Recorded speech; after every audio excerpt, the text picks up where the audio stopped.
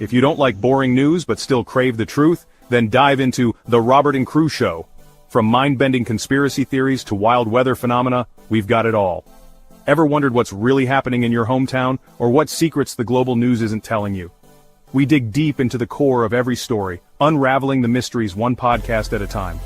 Join Robert and the crew as we navigate this vibrant, ever-changing cyberpunk landscape, bringing you interviews with the most intriguing minds out there. Whether you're a skeptic or a believer, a news junkie or a weather enthusiast, there's something here for you. So strap in, listeners, because we're about to take you on a ride through the neon-lit alleys of truth and intrigue. This is the Robert and Crew Show, where the future meets the fantastic.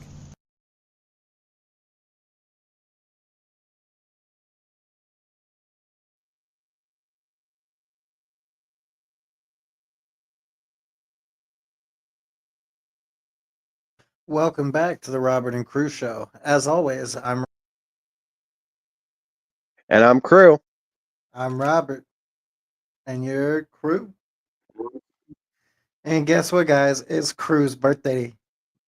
Everybody tell Crew happy birthday. Drop a happy birthday in the chat for Crew. But anyways, tonight, Crew, what is our topic, birthday boy? We are doing the Flat Earth Theory, Part 2. So we're back on this flat Earth thing once again. Yep. He's got to tell everybody and anyone that'll listen that the Earth is flat. I'm a flirter. What do you expect? Yeah, flirter. It almost sounds like a slur.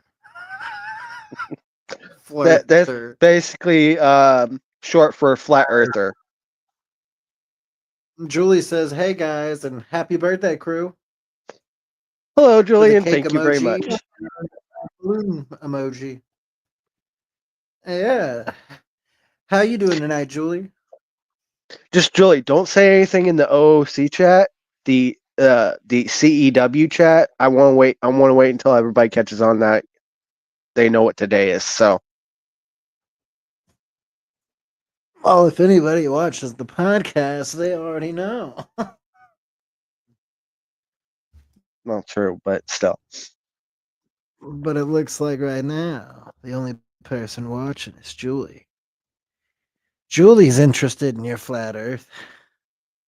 I know. She's. I'm slowly getting her my direction on the flat Earth theory, and she's starting to, she's gonna get a little lesson on more flat Earth today, so she knows what I see and what you're starting to see.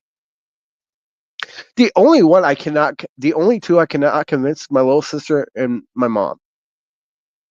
They refuse to hear about it. Right.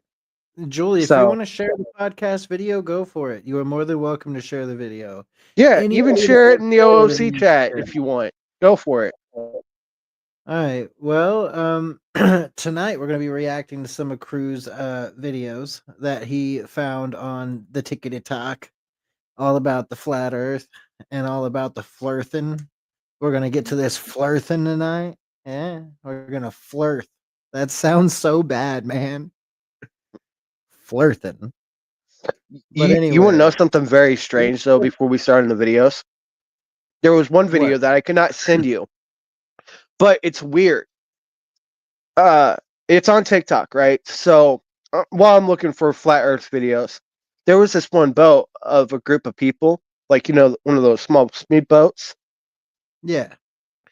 They were going away from the ice wall because they felt a rumbling in the water. And it was just clear, water not moving, right?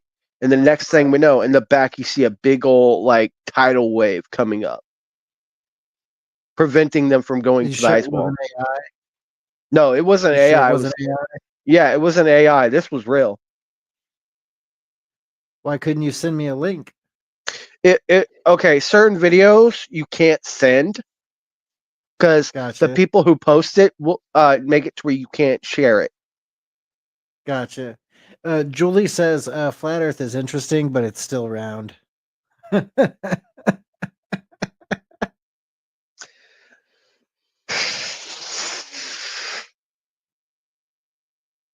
So, No Julie, comment. you're not a flirter then. You're not a No, well, flirter back there, buddy, she over was here. she was taught growing up that the Earth was round. But here's the thing: the more and more people hear about this topic, there's been people who are more starting to lean towards the flat Earth side because it all makes sense. I mean, some of the stuff makes sense because, some of the stuff makes sense, but some of the stuff also doesn't make any sense at all. So, like, to be quite honest, like a lot of people that are these so-called flirters or people that believe in flat Earth or hardcore believe in flat Earth, a lot of them don't really have proof of flat Earth, but they go by what the Bible says because the Bible was a big deal for a lot of people in the very beginning who wanted to know the shape of the earth. But that was before these scientists supposedly could prove the shape of the earth and then how fast the earth was spinning and how fast the earth was actually moving through space at that time. But the thing is there's no real like the curvature of the earth, there's no way for the average human being like you or me to prove curvature. Even flying a drone up into the air as high as you're allowed to and taking a photo, the earth still looks flat. The So, only way, the only way you get around earth in any of those photos is with a fisheye lens. right. And that was So, proven with a Red so Bull for video. me, so for me, I lean on two separate sides when it comes to the flat Earth. I lean on the biblical, and I lean on the scientific facts. Well, I'm just saying, is it perspective? Is it because we're not allowed in space? I mean, for instance, you don't believe space is 100% real. You don't believe what we're being told about space is 100% real. And I can back that, man. Like I can sit Well, there and I can back that all day because you and me aren't allowed in I space. can I can also prove We this. we would have to pay we would have to pay millions of dollars to go to space. Like Here's Jeff what I'm Bezos. also going to Remember Jeff prove real quick. Bezos? He paid money to go to space, the dude from Amazon. So let's go back to the moon topic real quick. Nobody's ever been to the moon, right? Like I've Well, been saying. But hold debatable. on. Hear me out real quick on this. Hear me out on this real quick. Allegedly. The moon is a reflection of the Earth. Yeah, so I've heard that theory before is that the darker the craters on the moon reflect the continents that we see on the Earth. But the thing, like, if that's true though, wouldn't that prove your theory incorrect about the Earth being flat? But hold on. The moon, and I did not know this until I was doing my research on more flat Earth stuff, is inside the firmament. So yes, there are people that believe the sun and the moon are within the firmament. That Yeah, the sun is not 35 million miles away, neither is the moon. The moon is not however far away. It's not as far away as we're told. right. Um a lot of people believe that the United States ISS, along with the other countries, the International Space Station, a Hmm. lot of people believe that's in space. That's not in space, guys. Like, I hate to break that down to, like, the people that really don't, like, follow, NASA and things like that, but, the International Space Station is not in space. So the name, the International Space Station, is very misleading. The Right. International Space Station is actually in low Earth orbit, okay? It's not actually in space. It's like the highest you can get before you get into space. Now, the weird thing about that is why aren't we putting them all the way in space? Well, I can tell you why. And I can tell you why the scientists will tell you why. And it's the same reason I'm going to tell you why right now. The Van Allen radiation belt. It's a giant asteroid belt that's in between the moon and the Earth. And that asteroid belt is radiated for whatever reason. I don't honestly understand why it's radiated. We could look that up if we wanted to. It holds a lot of radiation, so much radiation, supposedly it would kill on contact, or like we don't really honestly know what would happen to humans if we came into that contact of that kind of radiation. And supposedly we went through it in the 1960s and went to the moon. Supposedly we went through the Van Allen radiation belt twice, more than twice, because there were how many Apollo missions and how many of them were successful? So, like, we went through the Van Allen radiation belt a couple of times, supposedly. So what's true? What's not true? I don't know. I've never been to space. I've never been able to get to space. Have you ever been able to get to space? No. You've learned it in textbooks. You've seen it on the internet, and if you can buy a telescope, you've seen what you can see through a telescope. But the weird thing is if you look at a star through a telescope or through binoculars, it looks like we're underwater. The way the light glimmers and shimmers looks like it's shining through water. Like if you've ever seen a light at the bottom of a swimming pool, that's what a star looks like through a telescope. And that doesn't make sense to me. So if we go by what the Bible says there's water in the heavens above, and that there's a dome or a firmament that is protecting us from the waters above. So that would make sense with the whole telescope and the refracting light through the water-like substance. But once again, I can't go to space, so it's all alleged. I don't have millions of dollars to go to space. But anyways, you got some videos for us tonight, crew? All right, you want us to play the first one? Go for it.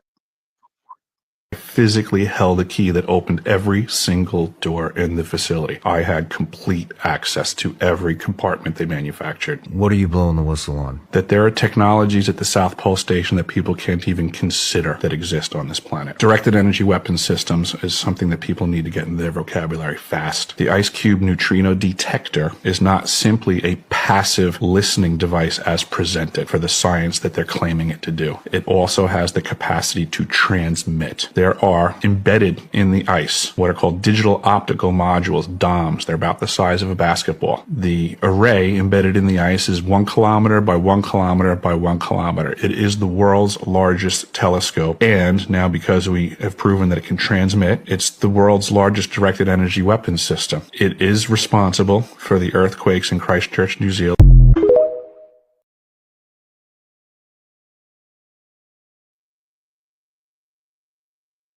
How does that guy know that?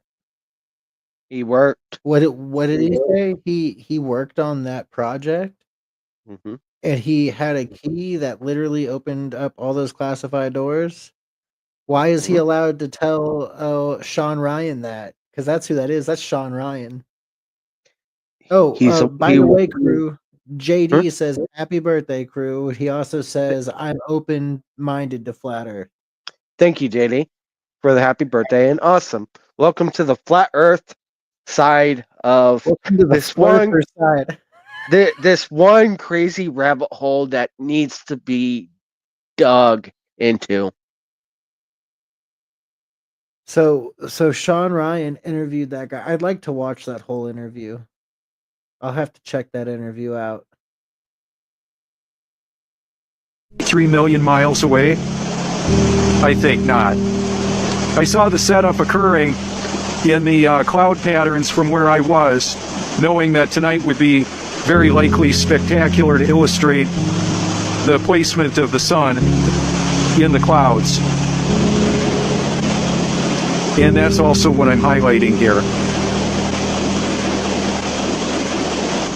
The position of the sun vanishing from this perspective or setting is considerably more west. It was way over there, just even a month ago. Now it's right over here. Take a close look at that cloud that the sun is nestled in the midst of. What do you make of that? The reason why I do this, and the reason this is important, is simply because of the mass mind control programming that's inundating the population of the world. And I'm one of the individuals that will help you to see this world in a different perspective. That's why I do this. Look at the hot spot in the middle of the top of that cloud. Pretty interesting, isn't it?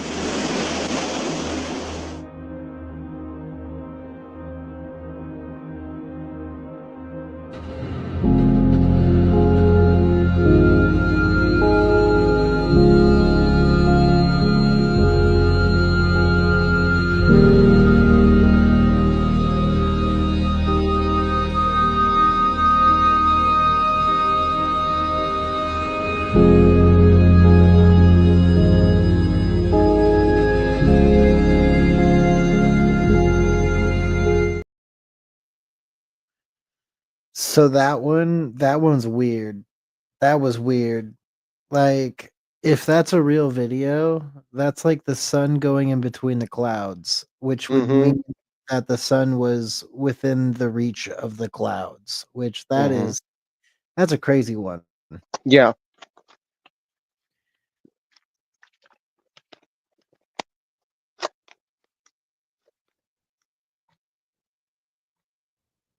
Oh, JD says they're actually says she's actually a gal. LOL.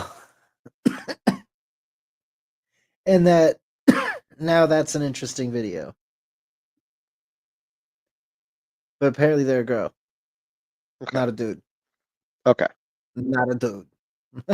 Sorry, we didn't mean to misgender you in any aspect of the matter. JD just sounds like a guy's name, I guess. Well, I do have a JD as a cousin who is a dude, so makes sense. Anyways, that's an interesting video, dude. The sun going in between those clouds. Oh my god. So like, is the sun in the firmament? Do you believe the sun is in the firmament? Oh, most definitely. If So the is the moon sun is in the firmament, why can't the sun be? Is the sun artificial? Did we create the sun? I don't know. Have you heard that China created an artificial sun? I did not. That's known. Like, that's a known fact. That's a real thing. They created an artificial sun.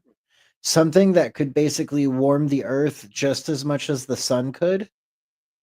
And it's basically here, I'll pull it up on Grok real quick because I don't want to get this wrong. But no, the artificial sun project in China, I could be completely BSing here, but like, I've heard this so many times, it's absolutely insane. The artificial sun project in China.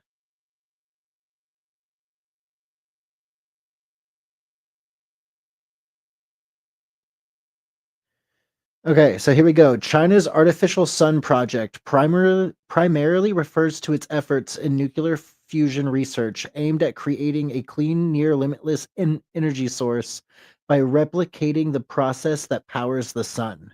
The most prominent device associated with its initiative is the experimental advanced superconducting tokamak East, located in Hefei, Anhui Province.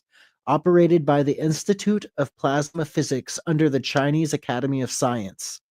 East is a tokamak, a donut-shaped reactor that uses powerful magnetic fields to confine and control superheated plasma, where hydrogen isotopes fuse to release energy. The East has achieved significant milestones. In January 2025, it sustained a plasma loop that temperatures exceeding 100 million degrees Celsius, about 5 times hotter than our sun's core, which is roughly 15 million degrees Celsius. For 1,066 seconds over 17 minutes, this shattered the previous record of 403 seconds in 2023, demonstrating the progress in maintaining a stable high confinement plasma a critical step toward to practical fusion energy.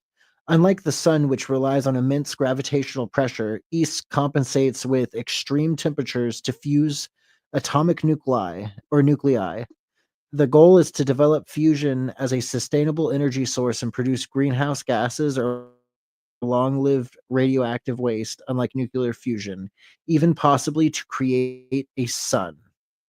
While impressive, East still consumes more energy to operate than it generates, achieving ignition, where fusion becomes self-sustaining and remains elusive through other experiments that edge closer to the threshold. So yeah, they literally are building something that can harness more power than our sun's core, which is utterly insane. The sun is a giant burning ball of plasma, and the fact that we can even get a temperature hot enough to replicate that, and China can literally harness that, and you're telling me that that can't be used, like, first off, they're going to be able to power the entirety of China plus probably the world times 5 if they can harness that kind of energy. So God knows what they can do with that type of energy. That's a little scary in my personal opinion. But if they can do it, then we can do it. I believe if they can do it, then the United States can do it for sure, and probably so can Russia. I mean, the superpowers in the world probably know what each other are doing and are probably actually replicating that.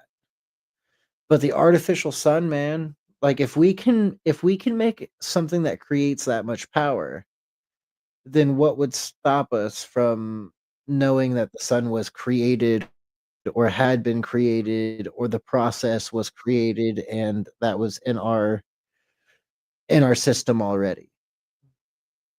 Right.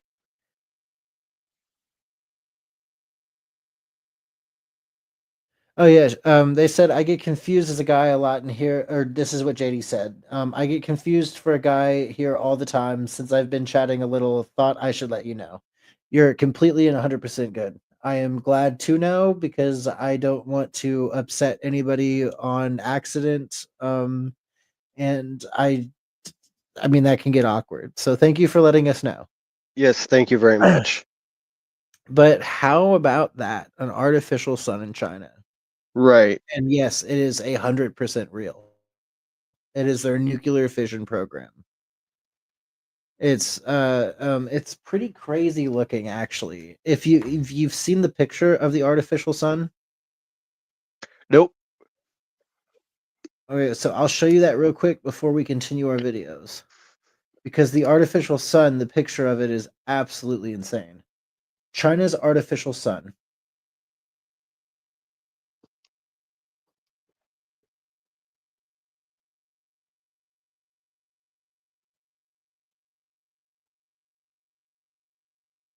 Here you go. Oh wow.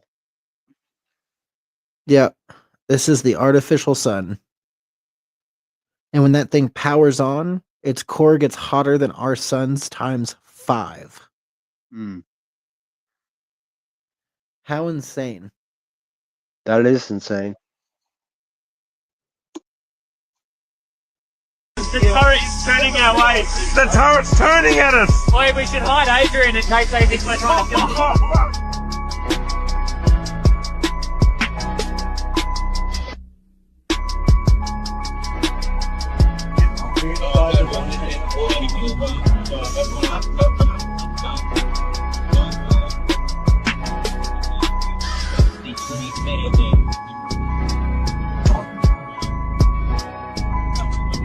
Going that way. We're just traversing. Is there a helicopter coming at us? Are we late? I don't know. Just travel, just go. Just go. Send out the copper. That's right. Is it? That's unreal.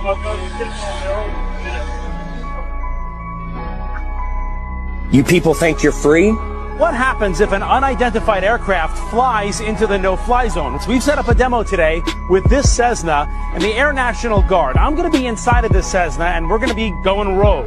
We're going to fly into that no-fly zone. And just entered the no-fly zone now. Our pilots aren't talking to air traffic control, ignoring their calls to reach them. That triggers an alarm at the Air National Guard base. These fighter pilots scrambling to their jets. They're on alert and ready to take action 24 hours a day. Taking off to intercept our rogue Cessna. Reaching the target in just minutes. This is the view from the F-16. That's my Cessna right there. Whoa! You can actually hear, I don't know if you can hear it on camera, you can hear that fighter jet coming by. I mean, there's no way you don't hear this or notice it. Coming up on the left side of our plane. That is as intimidating as you would think it would be. Look at that fighter jet, he's right off our wing. Another F-16 swooping in on the right, calling us on aviation frequencies. You have been intercepted. If you hear us transmission, the radio call and go out to your wing. He wants us to identify ourselves.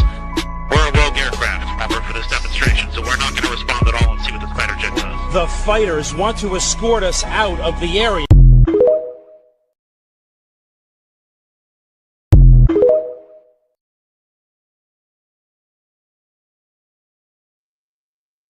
Dude, that would be so scary. Could you imagine being in like a little Cessna plane and trying to fly over the ice wall, and then all of a sudden, like American, Russian, and Chinese fighter jets all try to intercept you at the same time, and you just have a million fighter jets coming at you? Like, I Right. don't know who's going to be the first person to do that. And then also imagine fishing too close to Antarctica and a battleship comes and greets you and tells you you need to move the hell on. What are Right. you going to do in that situation? 'Cause those people got cannons. You can't really Mhm. tell them no. Right. You're going to move. You're going to just leave. You want to talk it Mhm. like you don't want to turn into cannon fodder. Right. JD says, I do know there are multiple small earthquakes happening in Alaska throughout the day, basically every day. That's pretty intense. I do not know that, but I believe it. The seismic activity is picking up gradually, and it's pretty insane. Christopher says, happy birthday, crew. Thank you, buddy. Happy birthday, asshole.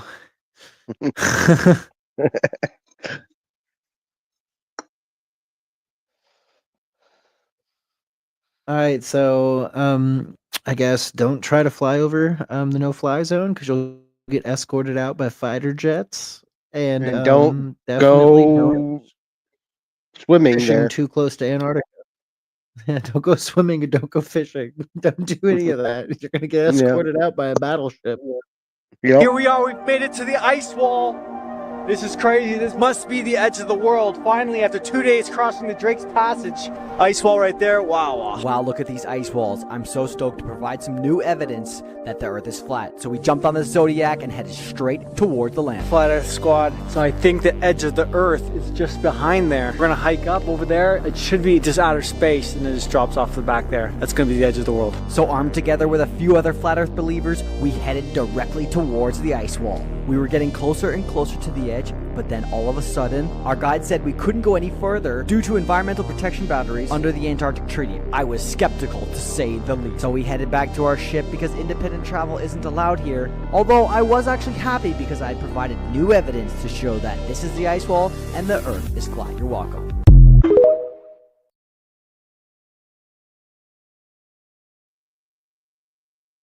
Okay, so that does not prove that the Earth is flat, and it just proves that he saw some glaciers, in my personal opinion. But I do think it's weird, and I'll always think it's weird that Antarctica is protected so heavily that we can't explore it.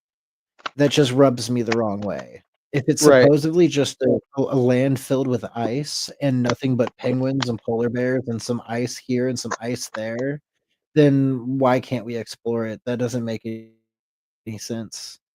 The Antarctic Treaty doesn't make any sense. It's like they know that there's a bunch of like rare earth minerals or oil or something there, and they don't want anybody to touch it because there's so much of it there. Like, I've always believed that maybe in Antarctica there was enough minerals and oil and gold that the world would be self-sustaining, and maybe that's why they have a treaty around it.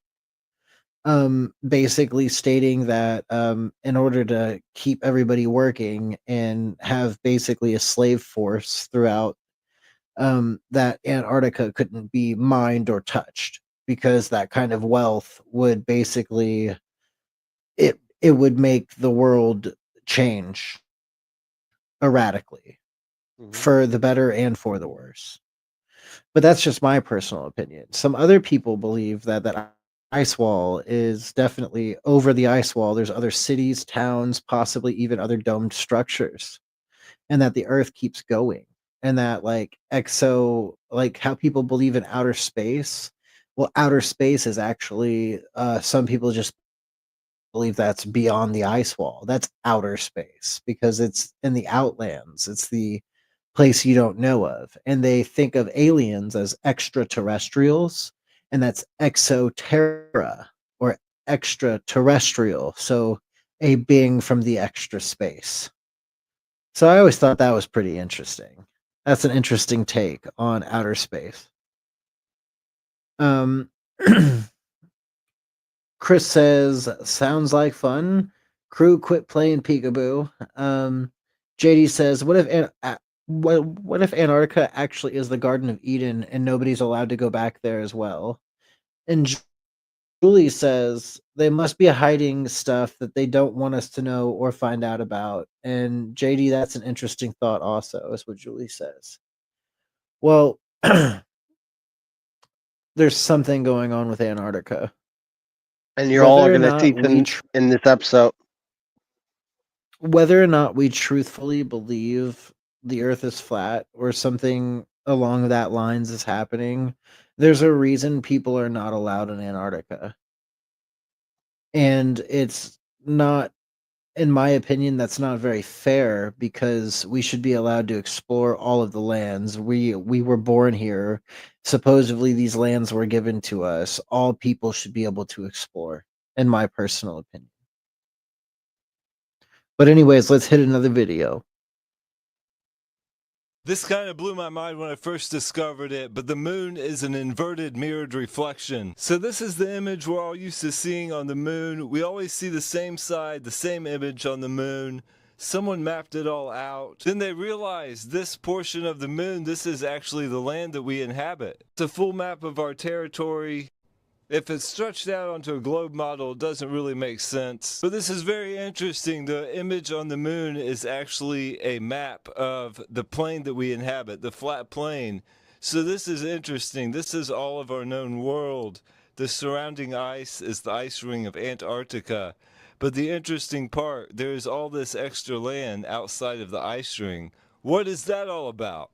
So then after a little more digging, I discovered the zodiac clock. So this would be the ice ring of Antarctica, and this clock moves over the flat plane of the Earth.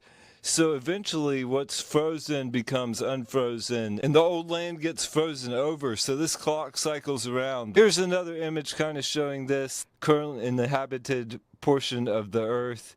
And this is the zodiac clock, so imagine that ice ring moving over this bigger plane. This may be what the zodiac ages are all about. Makes me curious how long it takes this ice ring to move and what is beyond the ice wall, what is on these other lands. To get a little closer look at the overlay, here's the moon, then here's the map of the moon. I mean, the imprint is there. It lines up pretty well. I suspect the moon is telling the truth of the plane that we live on, and this is a reflection of our flat plane. What is all this land over here? We must go explore and figure this out. Be sure to follow and join this adventure of discovery of all these mysteries. Leave your thoughts in the comments. Many blessings.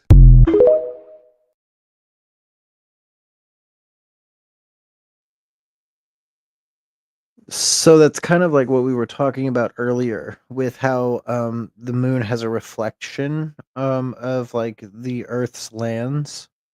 I don't like I've heard that 1,000 times. I don't know how true that is, but it does look pretty damning when you compare the two images.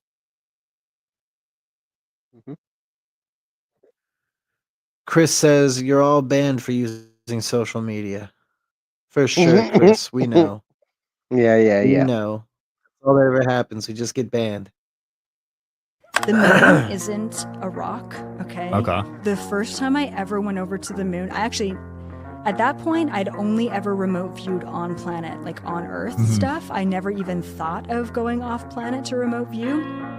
But then this Pleiadian being came into my room and said, there's a meeting in 2 days' time, and I want to take you to this meeting.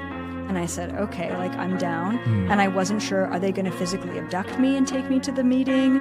Am I going in my remote view body, like my astral body? And I followed him with my astral body. I'm going off planet, all of a sudden we're going towards the moon. I'm like, oh, cool, it's a meeting on the moon. No. It was a meeting inside the moon. What? So literally he keeps going, and then he's going in the moon. And I'm like, can I do this? Can we just travel right through a planet? What's going on? And so we go in the moon, and it's hollow. There was this huge hollowed out space in the moon, and there was all these beings. We're talking hundreds of thousands of interdimensional beings, sitting in this sort of auditorium inside the moon. What? I know. And then there was all these astral bodies that were floating around, and I could see that their grounding cord all led them back to Earth. So I'm like, I'm one of the Earth beings that are here, that are called to this meeting. And that was my first introduction to the Galactic Federation.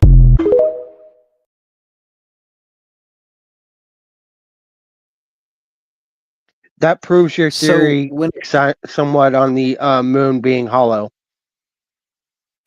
Well, I was gonna say when it comes to remote viewing, the interesting fact of remote viewing is that it's been proven 100% real. There are legitimate CIA documents that talk about remote viewing.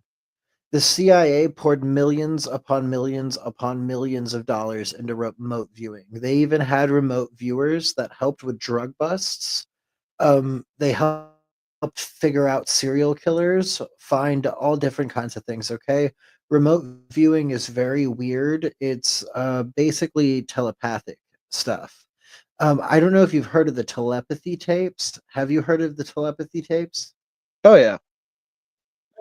So basically, the telepathy tapes is a podcast that has been following nonverbal autistic children and their mothers. And the parents or the mothers of these children say that the autistic kids can read their minds. And sometimes they can even implant things into their parents' minds. And the parents didn't talk about it at first because they didn't want to be considered crazy. But then enough of these reports started coming in that this group of people started actually interviewing and actually conducting research on this. And they found out that with 9 out of 10 cases were legitimate. So that means 99% of the time, these nonverbal autistic kids were actually showing telepathy power. So that is very interesting. And if nonverbal autistic children can learn telepathy and use it to be able to speak to somebody that they have an extreme bond with, such as a parent, as a mother or a father, then why wouldn't astral projection or remote viewing also be physically possible? And as the moon being hollow, I do believe the moon is hollow, and the reason why is because NASA has proven it, and a couple other space agencies have proven it, that when asteroids hit the moon, they only go down so far, okay? All of the craters are the same exact size. They only go down so far. They will not go down any further than a certain point. Also, when the moon is struck by an asteroid, it rings like a bell. They have proved it. We have the seismic graphs of when the moon got hit by multitudes of different things. and it rings. It literally shoots out noise. Chris says he's going to abduct you.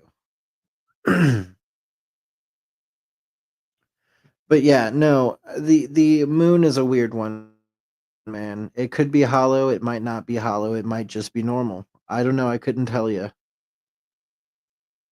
But I can definitely tell you it's a weird one. And astral Yeah. projection and remote viewing, I do believe are 100% real, in my personal opinion. What about you? I definitely believe it too. I mean, the CIA wouldn't pour that much money into remote viewing if it wasn't a real possibility, if it wasn't an actuality, and these people wouldn't be able to do these things and be 98% of the time correct. Well, that's an exaggeration. The best remote viewer the CIA ever had when it came to drug busts was right 50% of the time. 50% of the time he could tell the CIA where a big name drug dealer was going to be with pounds upon pounds upon pounds upon pounds of product and money before he ever got caught. And he was 50% of the time he was correct. That's pretty damn good. Yeah. Especially people that this man had only ever seen pictures of and didn't know a location. If he's guessing a location, that's absurd. He's 50% right, guessing the location, 50% right. I mean, remote viewing and astral projection is probably not like 100% positively on point every time. Right. You know, like what happens when you remote view something and somebody else psychically feels you're remote viewing them? That would Can be you Would that change things for them? Would they choose not to go probably do something because they felt you remote viewing them? Or they saw you? probably. God forbid they saw you remote viewing them, which there are people that probably can tap into things like that and can see when people are following them. But anyways, let's get on to the next video. That's too much of an interesting topic, and I can go on about remote viewing for an entire episode, which we should probably do one. So apparently the Earth is larger than we thought. For decades there has been a debate about the Earth's shape, whether it is round or flat. All of this could be conspiracy, but what if the Earth had more than 7 continents? Since the Middle Ages and the emergence of the first map of the Earth, humanity has always believed that the Earth contains 7 continents. However, governments could very well be hiding the truth from us. What if Antarctica is simply a giant ice wall that prevents us from seeing the rest of the continents? And what if, once you pass through the ice barrier, you discover the 20 continents that are actually hidden from us? What if there exists a map that shows them? There are theories that suggest these continents harbor prehistoric animals, extraterrestrials, and an advanced civilization, and that the 7 continents we inhabit are actually just a massive farm or business owned by a small group of creatures who are obscene, rich in the real work, and hidden in other continents.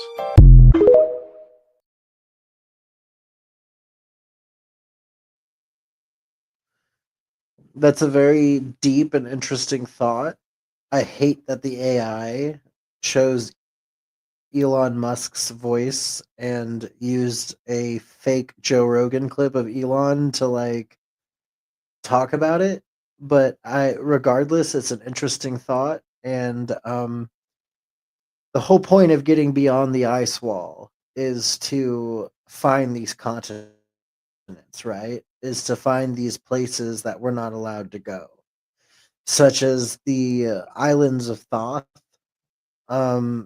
Asgard, and the lands of Anubis, the lands of Osiris. I mean, we're gonna have some videos of it later, but there's a map called Terra Infinita, which is a famous map that was originally came from what people will tell you is a fictional book. It's not a non-fictional; it's a fictional book called Beyond the Ice Wall. But it's still a pretty cool book. We have one comment that just came in here. It's from Chris. He says, "Great show. I'm going to bed now. Sorry, I can't stay up, but my health is taking a big toll on me tonight." That's okay, Chris. Thanks for tuning in, buddy.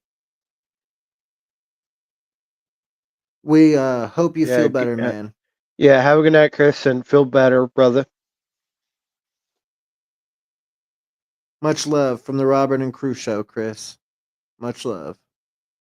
On to the next video, guys. You went to the ice wall in Antarctica. Joe, look, the truth is a lot more sinister than we'd imagined. Look, we were subcontracted by intelligence agencies that have jurisdiction on the farthest depths of Antarctica. They wanted us to develop technology that'd be able to mine resources through the terrain, but I sort of took up my own research while I was there. I wanted to follow the ice wall and see where it led, where it ended or began. Senior agent I was working under demanded I didn't cross certain borders, but I insisted, said, look, in order for me to develop the technology you need, I have to have free rein to explore. Eventually, he gave me special clearance. Joe, I spent weeks driving alongside this massive wall, waiting to find the end, but I never did. Joe, there is no crossing through Antarctica. It runs circular around the world. Think about it. You can be anywhere in the world. If you travel the right direction, you're going to hit Antarctica.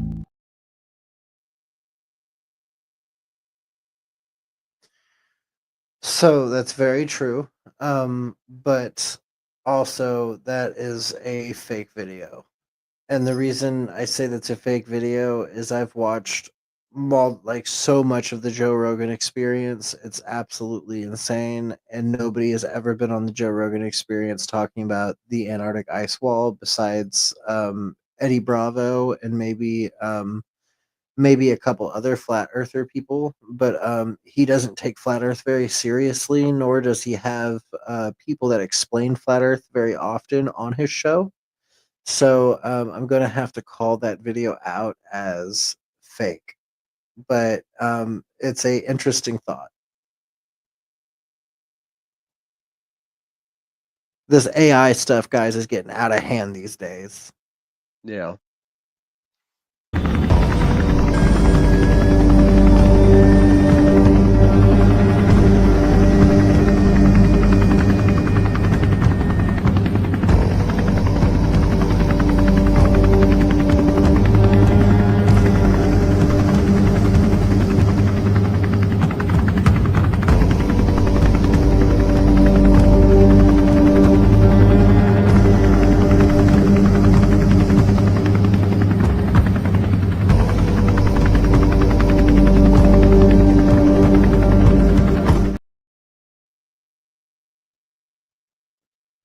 That's an awesome video, but my whole thing with it is, why is the video footage so grainy? I don't know. That's my problem with it. We're in the year 2025 right now. That video probably was taken, I'm going to say, max of in the early 2000s. If it's a real video, how come the video's grainy? Right. So I'm also going to have to say with that one, I'm going to give it a 9, because I can't tell if it's AI or not, because it's so grainy. If it was a realistic video, I feel like they would have captured it in 4K.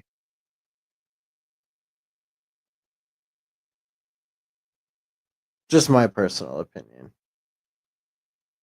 Won't believe what I found. Give me some volume on this. Keep watching. Finally, real proof the Earth is flat.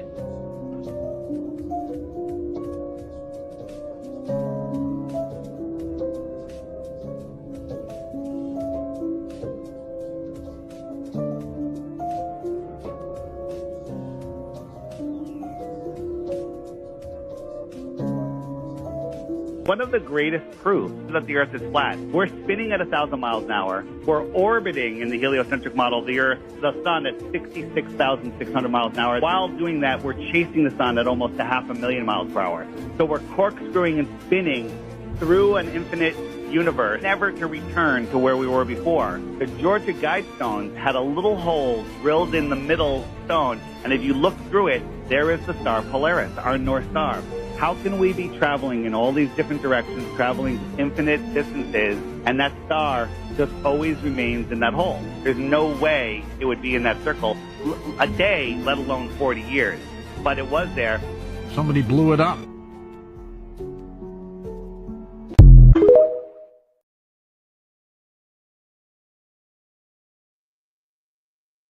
So that one's very interesting because if you know what the Georgia Guidestones is, the Georgia Guidestones were blown up. Somebody vandalized it and then legitimately like put dynamite or something there and blew the Guidestones up. But the Guidestones had a message in every language, basically the biggest known languages to man. So like Arabic, German, French, Hebrew, obviously like old I believe it was American and then like English, so like old English. But basically it's set up like rules to live by to keep the earth going well.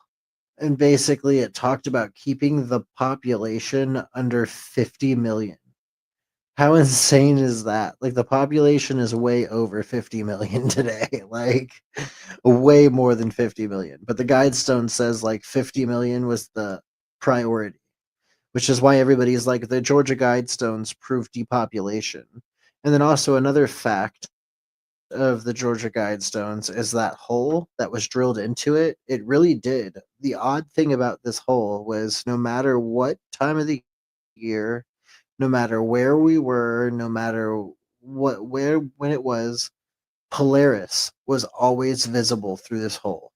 It literally lined up perfectly with Polaris. So if we're spinning at 33,000 miles per hour or 66 or whatever the heck it is, 1,000 miles per hour, why in the heck would Polaris constantly be in that hole in the Georgia Guidestones? Right. That doesn't make sense. Right. Also, why, if we're spinning and also moving at a certain rate of speed, how come we don't feel any of it? Exactly. That's always blown my mind. Won't believe what I found. Give me some volume on this. If we lived in this model, then this would have to be a giant ice wall that is the highest elevation than anywhere else. And it is. If we lived here and the Earth is not a ball at 25,000 miles in circumference, then that would mean that the outer edge of Antarctica is like roughly 60,000 miles around. Captain James Cook sailed around Antarctica. He approached this giant ice barrier and was going to go around Antarctica, and he was constantly looking for a way in and kept going. He realized the wall was too tall, so he just kept sailing for 60,000 miles. He eventually realized, man, it's going to take a high jump to get over that wall. Also, if we lived here, then there would be a 24-hour sun here and not down here. All these places in the north have a 24-hour sun. That's right. All of them. They say the South Pole has a 24-hour sun, but if the North Pole has a 24-hour sun and all the continents around it, then the South Pole and all of the continents around it should have it as well. Like Australia. But it doesn't. Or South America. But it doesn't. I also feel like if we lived here and they were really trying to hide it from us, then no one would be able to go here. I mean, we would figure it out. Oh yeah, it is off limits, the Antarctic Treaty. Do you know of anything else that all countries agree on together? I know one other thing, the Artemis Accords. All countries agree on space exploration as well. And of course, Google's going to tell you Antarctica is not off limits. It's just tightly regulated. They're almost like, look, you can go there, but you can't go there. You can go there, you can explore freely, but don't go there, don't explore freely. Look, we've tried to go by plane, we've tried to go by boat. Military is ready and waiting to take over communications and turn you around. Once you go flat, you never go back, and that's the thing. In order to see the big picture, you got to connect all of the dots.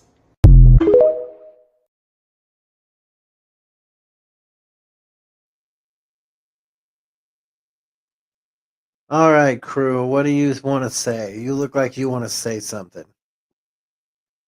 He's not wrong. So, what's your whole theory on the 24-hour sun? Why doesn't Australia, South America, and some of these other places where you would think that the sun should at some point be 24 hours, how come it's not? Because they're not in the they're not close enough to get 24-hour sun. So in the flat Earth model, how does the equator work? Oh shit! I can't explain that one, bro. I'll look it I'm up real still quick because yeah, that I'm still learning myself on this whole theory. It's a big rabbit hole that I've been learning myself a lot on, and I'm so intrigued in it. in the I'm flat stuck in Earth this rabbit model, hole. how does the equator work? Okay. In the most commonly discussed flat Earth model, often referred to as the azimuthal equidistant projection or the ice wall model, the Earth is depicted as a flat circular plane centered on the North Pole, with Antarctica forming a massive ice wall around the perimeter to contain the oceans. The equator in this framework doesn't function as it does in the globular Earth model, a great circle dividing the planet into northern and southeastern hemispheres. Instead, its role is to and behavior shift to fit the flat Earth plane geometry. The equator in flat Earth. Position and shape. The equator is typically described as a circular ring around the North Pole, roughly halfway between the pole, the center of the disk, and the outer edge. Antarctica, and it's not great circle slicing through the sphere, but a centric band on the flat plane.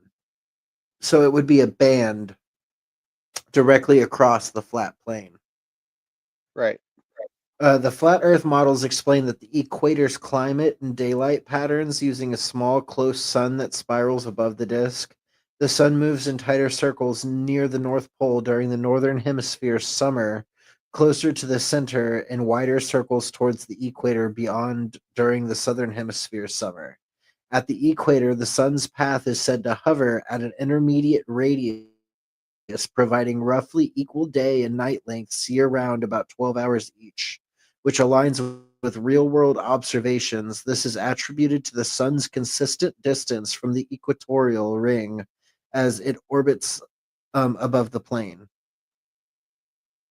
Okay. So basically, it would work the same way, just it would be on a flat plane, so it would be split down the middle instead of split down the sphere, split down the middle of the sphere, if that makes Right. any sense. Yeah. JD says I have a TikTok that shows how it all works.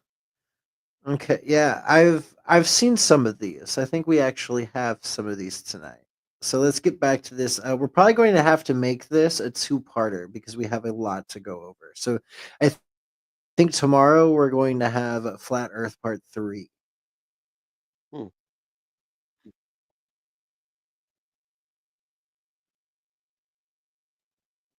If we lived in this model, then this would have to be a giant. Since I released this video, I have been threatened with 3 court-martials and 1, let's just say, under the table, hinted, how should I say it? Well, I was told I'd be murdered if I continued to disclose anything more about Antarctica. Since I, unfortunately, and I say this because it's upsetting, but because of my cancer diagnosis, I don't care anymore. So I'm going to tell everything that I know since I enlisted when I was 19. And guess what? I am absolutely apolitical. I'm not voting for Trump. I'm not voting for Biden. It's not about that. But I'm here to tell you that if Trump were to win this fall, he has announced privately to all of his donors that he is going to release the truth about all of this.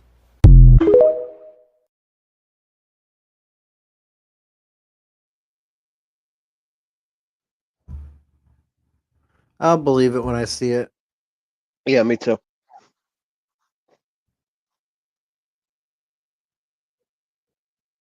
Julie said, "What about the JFK Tuesdays?" We're going to have more JFK Tuesdays. So the JFK Tuesday will actually happen tomorrow. We will have to go over those files. She's right. So on Wednesday will be our third part to Flat Earth.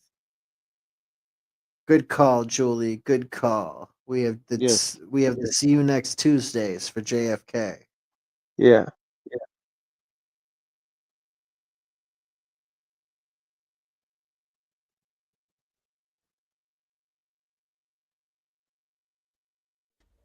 Do you believe they're hiding more land from us?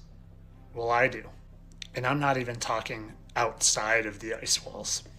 The ice walls that surround our level flat realm and contain all the water of the oceans? No, I'm talking places like the North Pole, where they just show desolate water. And maybe even places near Australia. Because when you look at old maps, like this Mercator map from 1569, you see places like this, and when blown up, look like this. And this North Pole, where they show that desolate water, is no longer on the maps.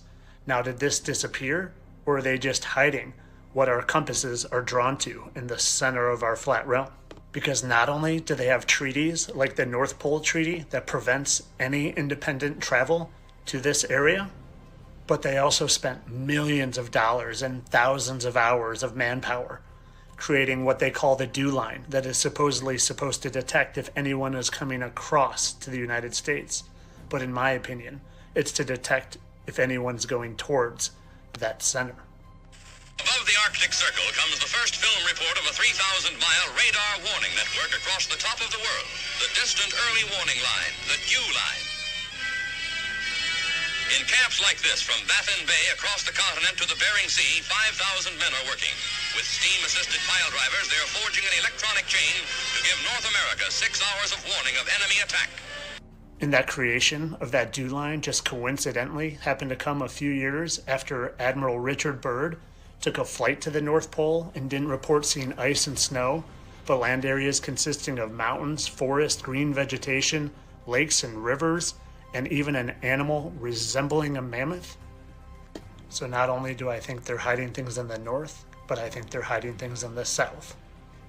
Because Lord knows, these controllers of the world, they like to put things in plain sight in movies. And when you look at current maps or globes, and they look like this, but they show us this. And when you look at the logo for the United Nations that just happens to be a flat earth map in Australia, looks a bit longer than in the normal maps. And when you look at the Hammond map that just happens to be the map that all the pilots use and happens to be an exact match for the flat earth map, and again, Australia looks longer than they show us, you have to ask yourself, would they hide land from us? Would they hide it so we don't know the exact nature of this realm we live in? Would they hide it so they can have their own private islands, not governed by any officials? I know what I think, but I want to know what you think. Let me know in the comments. And as always, this video was only opinion. I wasn't serious. It's satire and just entertainment. And if you want to show off your critical thinking skills with some apparel, check out fittestflatearther.com. Peace!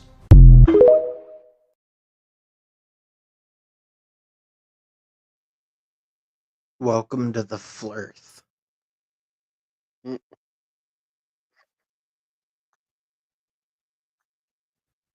You flirting it out over there, brother?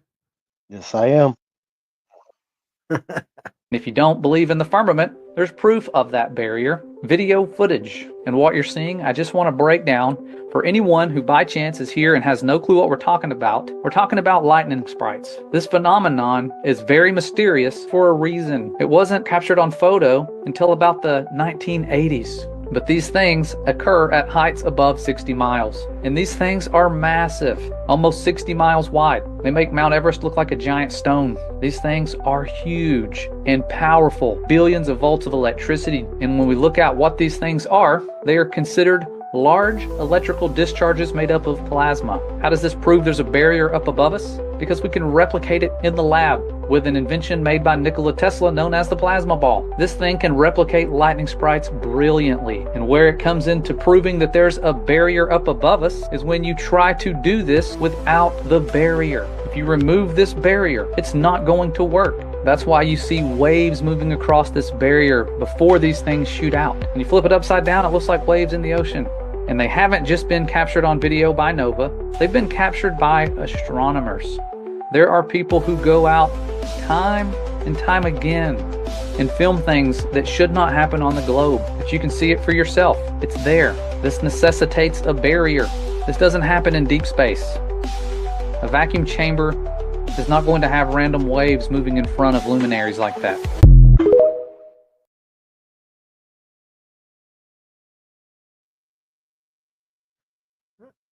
I've thought the same thing before myself.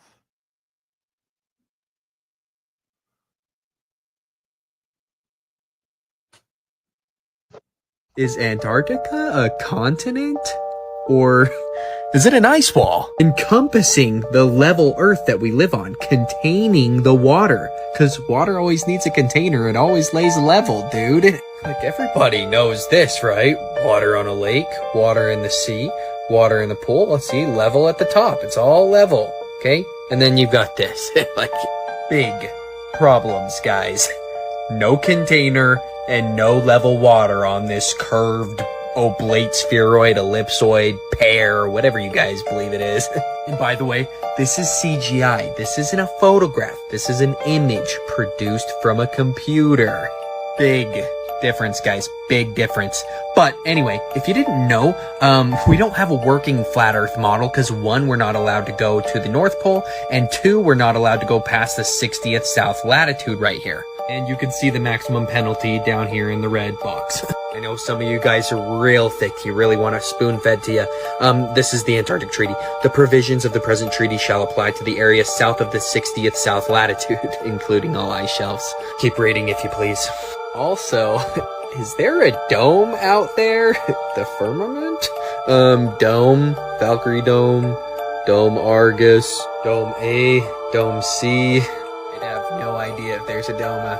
Again, we're not allowed to go out there. But do you guys know who Captain Cook is? And you probably haven't heard about James Clark Ross, because the indoctrination camps we all went through, we call public school, definitely didn't teach me about him. They circumnavigated the Antarctic wall. It took them 3 to 4 years on a boat, and they tracked 60,000 miles. And again, this thing's supposed to only have a shoreline of 11 to 12,000. How did they manage to go 60? Why would they lie to us? Do you know how much resources could be out here? Oil, fish, food? Maybe they're not being ran by pedophiles? I don't know. NASA stands for not a space agency. Just a bunch of gatekeepers, guys. Just a bunch of gatekeepers. And before you say, dude, you can go to Antarctica. You can pay to go there on a trip, man. $13,000 to do this. And look at this. This is where they're taking you. Go around little island. Look at it from the bigger picture, guys. But don't just blindly believe me. I'm just a guy on TikTok. You should definitely do your own research. But if you want more content like this, in my opinion, check out my link tree in my bio and make sure you're following me here. I got banned at 80,000 followers.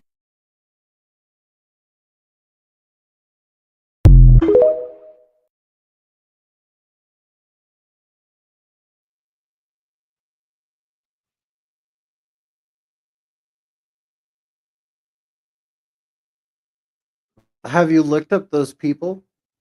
No.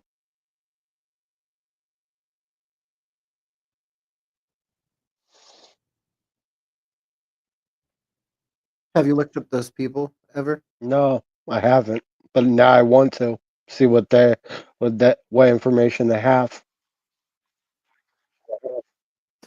JD said it's not letting them share the TikTok link, and they said that they're now 99% sure the Earth is flat. Yes! Like, the more I look into it, and the more I research like the Earth and like what we're being told, I don't know if I can say that it's flat yet, but I definitely think we're being lied to. And regardless if it's round or flat, I think there's more Earth. I think there's more land. I think we're being lied to about the land. Why wouldn't they lie about that? Especially if the resources were so we're just so blatantly everywhere, and so just you could get your hands on anything you wanted, that would really screw things up for everybody because Right. everything would be worthless and people wouldn't have to work. You realize that nobody would have to work. Extra land would mean extra resources. Extra resources would mean that people could actually live quality life. But that doesn't work with their plan. Right. JD just said, why would the United Nations use a flat Earth map as their logo? My point exactly. I've also said the same thing, JD. I've seen that, and I've seen the flag of the United Nations, and the flag of the United Nations is very weird. Why is the United Nations using the original flat Earth model map as the flag? That makes absolutely no sense to me. And they just want to say, "Oh no, it's a normal whatever." No, it's not. It's the original flat Earth map. So that's very odd to me. It didn't work out that way. The glass ceiling broke her, but there will be a woman that breaks the glass ceiling. It just won't be Hillary. And you know who else it won't? You know who else it won't be? It won't be Kamala. And I can't believe we just put the biggest crack in that glass ceiling yet.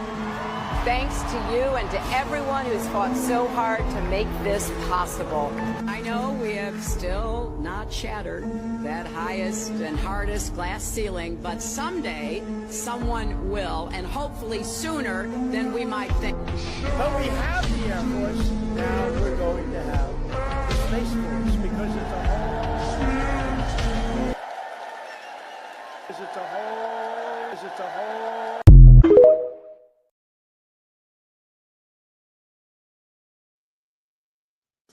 Okay, that can be taken out of context.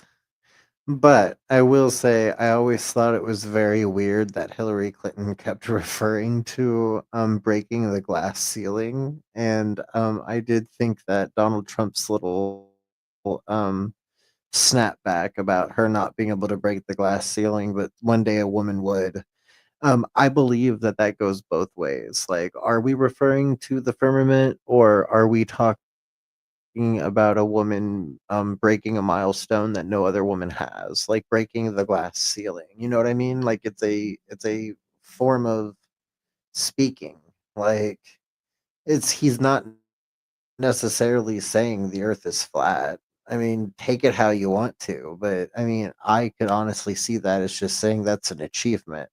Although I do say, I've always said that the Hillary Clinton quote of breaking the glass ceiling, or haven't break the highest part of the glass ceiling's layer yet, was just such a weird quote. Like, if the earth isn't flat, like that is such a weird quote. If there's not a dome, like what a weird thing to say, right?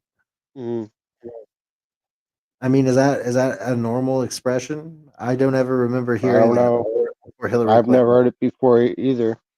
And didn't The Simpsons like have a funny little prediction where like during the Simpsons movie a baseball was hit and it hit the top of the dome and cracked the dome and water came rushing in? Yeah. I believe so, yeah.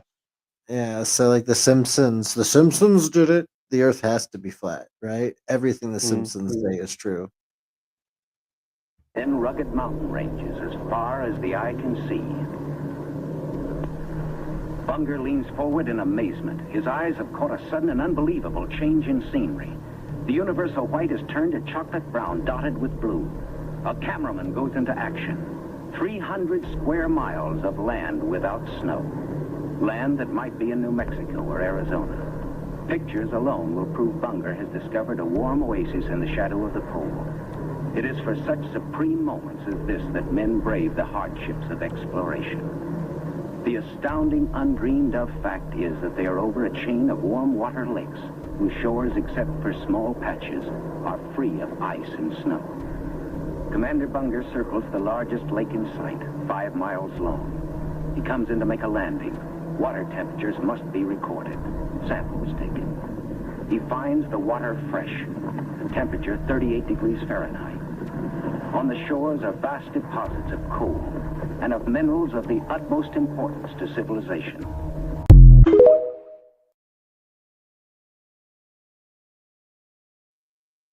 My point exactly. My point exactly. The minerals and the thing, like, what if they're just blatantly available? It will crash the markets. Everything will go under. The elite won't be able to be elite anymore because everything will be so blatantly available. Like gold and silver wouldn't be a commodity. Right. JD said, I'm trying to figure out women breaking the dome in a biblical perspective, and I can't think of anything at this time. So the concept of the dome actually being broken doesn't line up that I know of. Oh, I thought of something biblical. Israel is referred to as a woman, and the huge new city of Jerusalem is to come down from the heaven.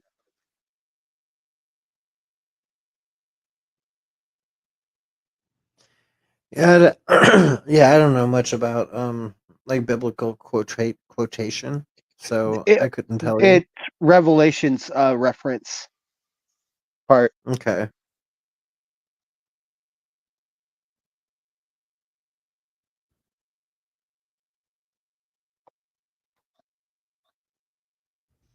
No ice around any of these areas, okay? There's North America, South America, Africa, India, Russia, China.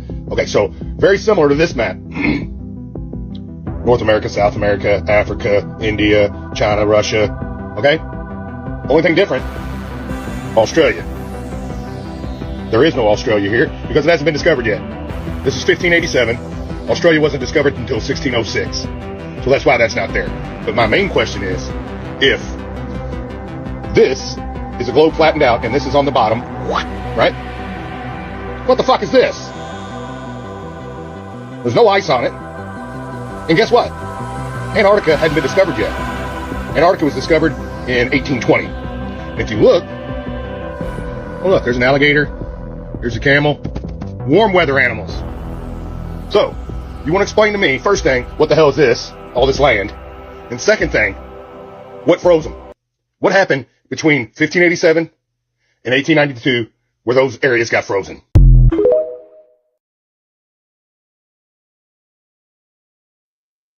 So I can actually tell you the name of that map with the animals on it because I studied that map. That map was very intriguing to me. I actually have a copy of that map somewhere, and when I find it, I will gladly show it to the stream. That map is the 1587 Urbano Monte map. The Urbano Monte map is the only flat Earth map that I've ever seen that has made me actually go, oh my god, the Earth is probably flat. Urbano Monte's map shows literally the whole ice wall, but instead of showing ice on the wall, it shows all of the animals that inhabit the wall. But it also shows the one thing that like everybody always goes and tries to discredit the Urbano Monte map for is it shows mythical creatures. The unicorn is on the map, and the mermaid or siren is also on the map. So You sent me that map a long time ago too. Dragons are on the map too. So Urbane Monte's map, a lot of people have been like, there's no way it's a real map because these animals don't exist. But my question is like, what if they do? What if those animals did exist at one point in time and they just don't exist here anymore?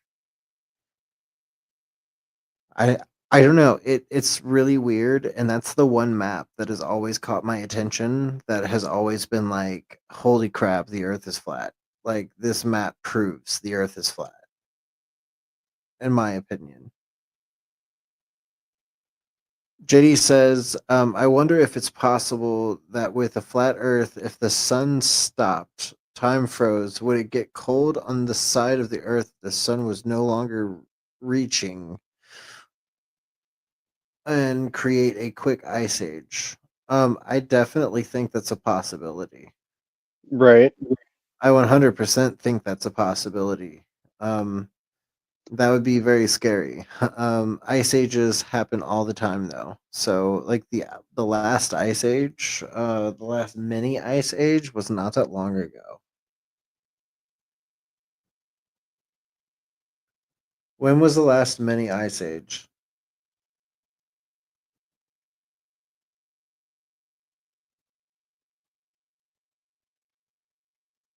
The last mini ice age is commonly associated with the Little Ice Age, a period of cooler climate affected various parts of the world in the northern hemisphere, roughly from the 14th century to the mid 19th century. While exact dates vary depending on region, it's generally agreed to have spanned about 1300 to 1850. This wasn't a true ice age with vast ice sheets, but rather a time of regional cooling and extreme colder winters, advancing glaciers, and climate variability. So the cooling began gradually around 1300 with some evidence pointing to earlier cold spells. In the North Atlantic region, for instance, proxy records like tree rings and ice cores suggest a shift from warmer medieval warm period, roughly 900 to 1300, to cooler conditions by the 14th century. Initial cooling with the glacial advances, places like the Alps, 1650, often tied to the Maunder Minimum of 1645 to 1715, a period of low solar activity, low warmth to the Earth, when temperatures dropped significantly in Europe and North America, causing a miniature ice age. Late phase circa 1770 and 1850, and additional cold snaps with the last notable minimum around 1850, marking the tail end of an ice age. And the Little Ice Age tapered off by the mid 19th century around 1850 as the global temperatures began to rise, leading into the modern warming period. So the answer to the question is 100% yes. If the sun stops moving for any reason, it will get cold again.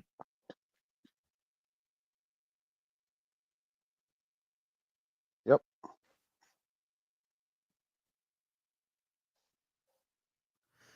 The glacier age. I've never heard of that. There's a glacier age. Let me look that up real quick. Glacier age around New York.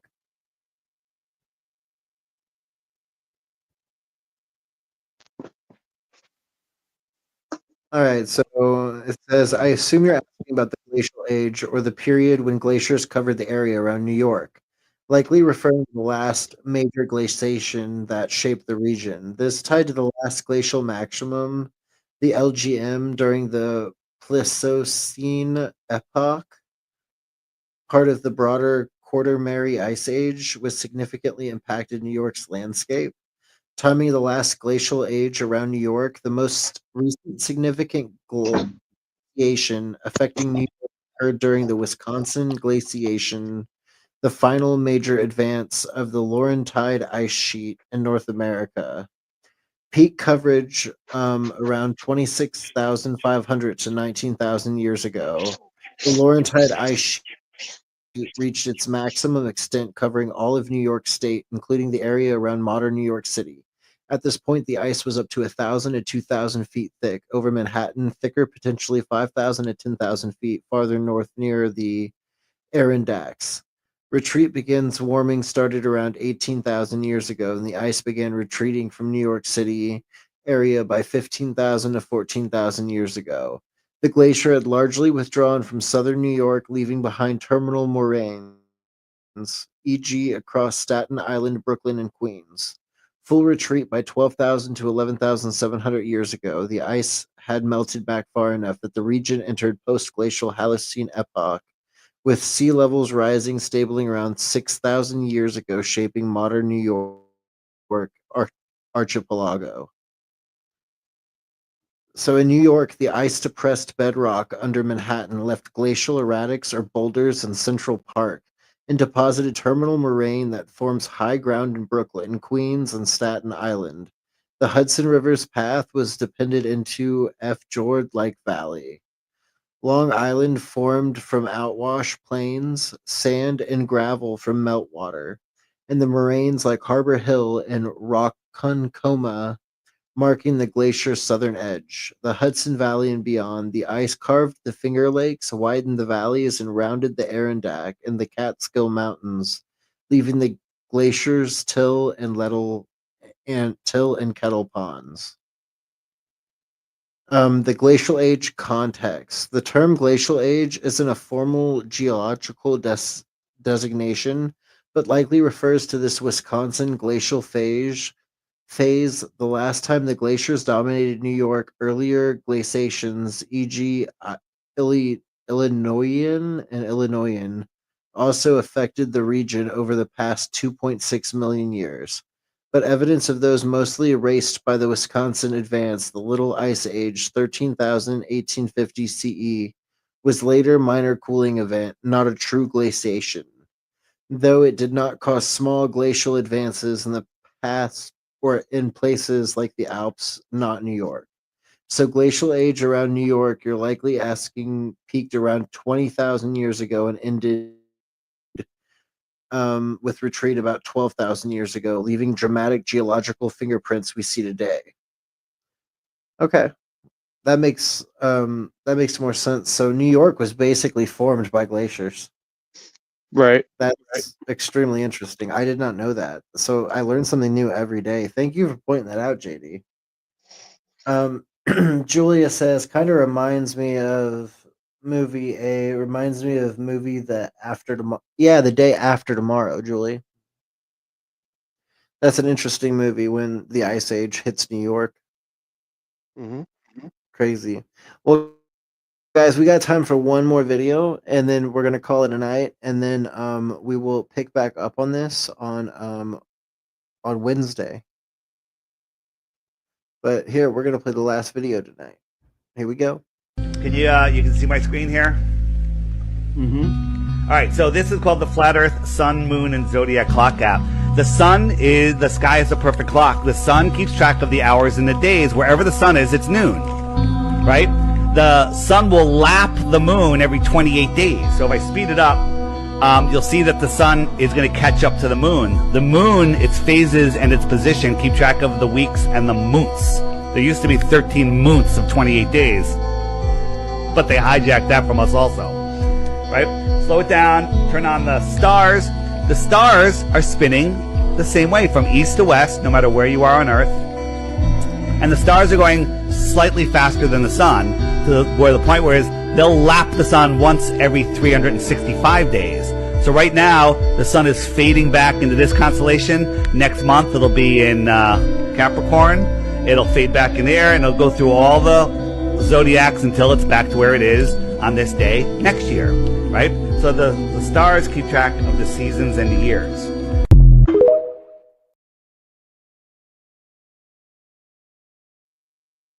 That's cool. That's a cool little clock.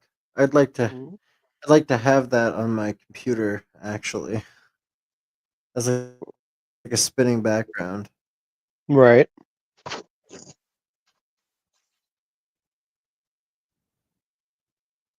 All right, guys. Well, tonight we had a lot of fun going over this flat earthing thing, and I think I'm actually starting to come around to this whole idea that the Earth is possibly flat. I can't believe I'm actually saying that, but maybe the Earth is actually flat. Maybe there is more stuff that we're not being told. We're going to find out more of this on Wednesday.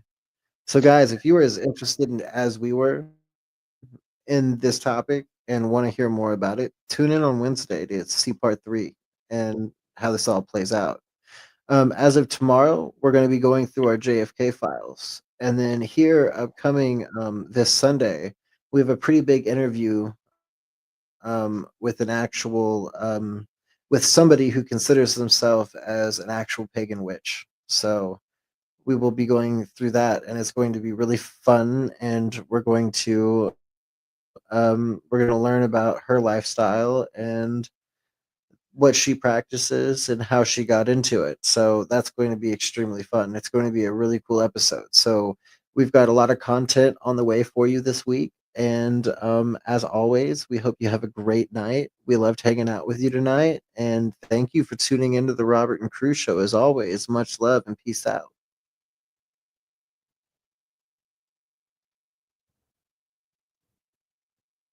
If you don't like boring news but still crave the truth, then dive into The Robert and Crew Show.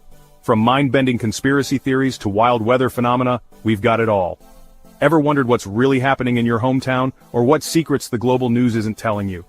We dig deep into the core of every story, unraveling the mysteries one podcast at a time. Join Robert and the crew as we navigate this vibrant, ever-changing cyberpunk landscape, bringing you interviews with the most intriguing minds out there. Whether you're a skeptic or a believer, a news junkie or a weather enthusiast, there's something here for you. So strap in, listeners, because we're about to take you on a ride through the neon-lit alleys of truth and intrigue. This is the Robert and Crew Show, where the future meets the fantastic.